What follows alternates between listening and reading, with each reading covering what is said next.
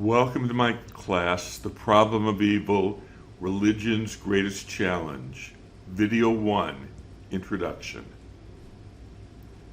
In this class, we will be looking at the problem of evil, perhaps the greatest theological challenge to Western theistic religions. This class will be a Jewish exploration of religion, philosophy, science, and mysticism. Please join me on this journey. Allow me to introduce myself. First, I'm a rabbi, receiving my rabbinic ordination from the Jewish Theological Seminary in New York. Second, I'm a professor of philosophy and religion at 2 local colleges. I received my PhD from Florida Atlantic University with a dissertation on process philosophy and Jewish mysticism. Finally, I am an author of 7 books. My most recent book is 3 creation stories, A Rabbi Encounters the Universe. We will explore many of the ideas in that book as we begin this class. I am also the developer of 2 other classes on udemy.com, 4 interpretations of the Genesis creation story, and Your Soul, Its Origin and Its Destiny. Let us begin with a story I believe to be apocryphal. A university professor challenged his students with this question: did God create everything that exists? A student bravely replied, yes, he did. The professor responded, if God created everything, then God created evil, since evil exists. Therefore, God is evil. The students became quiet before such an answer. The professor was quite pleased with himself and boasted to the students that he had proven once more that the religious faith was a myth. Another student raised his hand and said, can I ask you a question, Professor? Does cold exist? What kind of question is this? Of course it exists. Have you never been cold? The student snickered at the young man's question. The young man replied, in fact, sir, cold does not exist. According to the laws of physics, what we consider cold is simply the absence of heat. The student continued, Professor, does darkness exist? The professor responded, of course it does. The student replied, once again, you are wrong, sir. Darkness does not exist either. Darkness is simply the absence of light. Finally, the young man asked the professor, sir, does evil exist? Now uncertain, the professor responded, of course. As I have already said, we see it every day. To this, the student replied, evil does not exist, sir, or at least it does not exist unto itself. Evil is simply the absence of good. It is just like darkness and cold, a word that man has created to describe the absence of good. God did not create evil. It is like the cold that comes when there is no heat, or the darkness that comes when there is no light. The professor sat down. The young man's name, Albert Einstein. We live in a world where evil exists. There is human evil. The Holocaust, the terrorist attacks of 9/11, murder, rape, robbery, and mayhem. And there is natural evil, tornadoes, hurricanes, earthquakes, tsunamis, birth defects, cancer cells. And even if we are lucky enough to avoid these terrible events, invariably we will face the evil of watching our bodies breaking down and eventually dying. How can we explain belief in a good God in the face of such evil?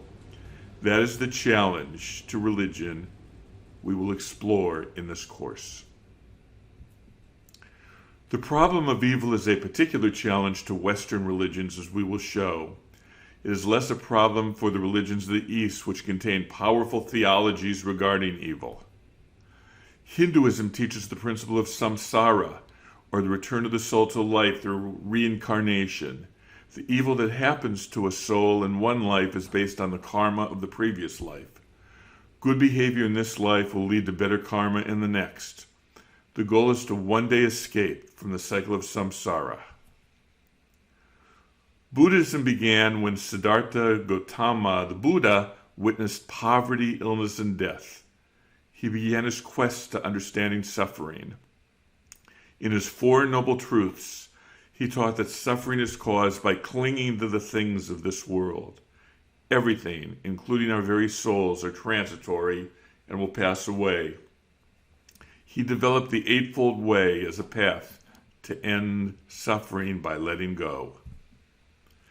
Taoism is based on living in accordance with the Tao, the way. The yin-yang symbol of Taoism symbolizes how every good contains some evil, and every evil contains some good. Good and evil are intermingled. In the West, suffering is a much greater religious problem. Western religions such as Judaism, Christianity, and Islam, often called the Abrahamic religions, are theistic religions. Theism envisions an all-powerful God who created the universe, intervenes in history, and answers prayers. According to theism, God is omnipotent, all-powerful, omniscient, all-knowing, benevolent, all good. The question for believers in the West is, how could an omnipotent, omniscient, benevolent God permit evil? Or to quote philosopher David Hume, 1711 to 1776, who was a confirmed atheist, is he, God, willing to prevent evil but not able? Then he is impotent. Is he able but not willing? Then he is malevolent.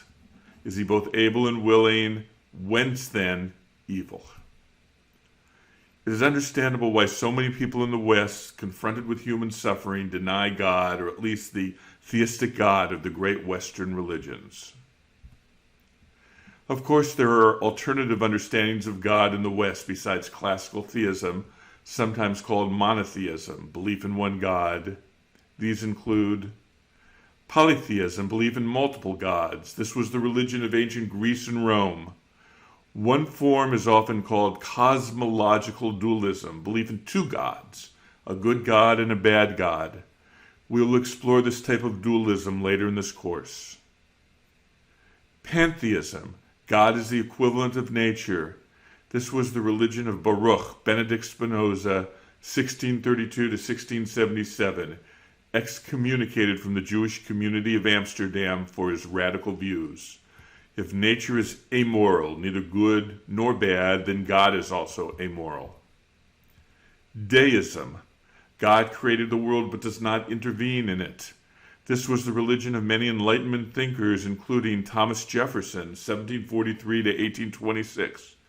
Jefferson had a Bible where he deleted all references to miracles and other actions by God. Atheism. Belief there is no God. On the right is a symbol of atheism. This is different from agnosticism or belief that we cannot know if God exists. Many, but not all, modern philosophers and scientists are atheists. Theodicy. Certainly these approaches avoid the problem of evil, how an omnipotent, omniscient, benevolent God could allow evil, but the theistic religions of the West reject each of these alternative approaches. To Judaism, Christianity, and Islam, God created the world, God does hear our prayers, and God intervenes in a world that too often is filled with suffering. This is the time to introduce a key word, theodicy. It comes from the Greek words theos, meaning God, dike, meaning justice.